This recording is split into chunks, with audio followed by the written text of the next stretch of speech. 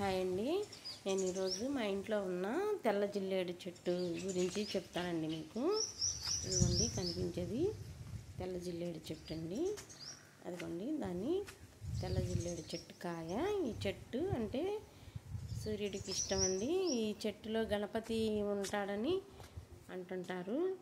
ఈ పూలు కూడా చూడండి బాగుంటాయి, తెల్లగా ఉంటాయి. దాంట్లో చూడండి వినాయకుడి స్వామి తొండం లెక్క ఉంటాయి. ఇదండి చూడండి, వినాయకుడి స్వామికి తొండం ఎలా ఉంటుందో అట్లా ఉంటుందండి. ఆ పువ్వులో మధ్యలో అట్లా 5 ఉంటాయి. ఈ కాయ కొంచెం పాకానికి వచ్చిన తర్వాత కోసుకుంటే దాంట్లో దూది ఉంటుందండి. ఇప్పుడు 3 కాయలు పడ్డాయండి. అది ఆ పైన ఒకటి, ఇదొకటి, ఈ కింద ఒకటి. నేను ఎప్పుడు ఈ కాయల దూదితోటి దీపారాధన చేస్తూ ఉంటాను. చూడండి చెట్టు.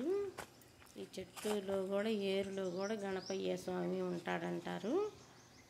చాలా పెద్ద చెట్టు అయిందండి. ఇదిగోండి, నేను ఇప్పుడు మీకు దూది కూడా చూపిస్తానండి. దాని దూది ఇది సిల్కీగా మెత్తగా పట్టు కుచ్చులాగా ఉంటుందండి. అసలు పట్టుకుంటే జారిపోతుంటుంది. అదిగోండి చూడండి, అసలు ఎంత మెత్తగా ఉంటుందంటే అసలు భలే స్మూత్గా ఉంటుంది. అసలు అది పట్టుకుంటే అది ఒక రకమైన హ్యాపీనెస్గా ఉంటుంది.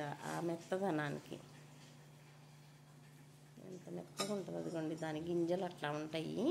మనం కాయని కోసి కవర్లో పెట్టి కడితే ఎండిపోయిద్దండి ఎండకి.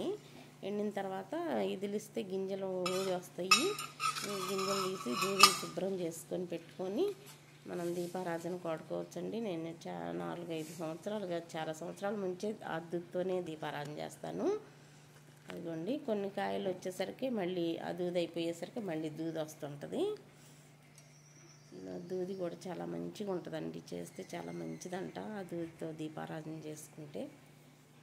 అదిగోండి ఇట్లా చేసుకుంటాను నేను.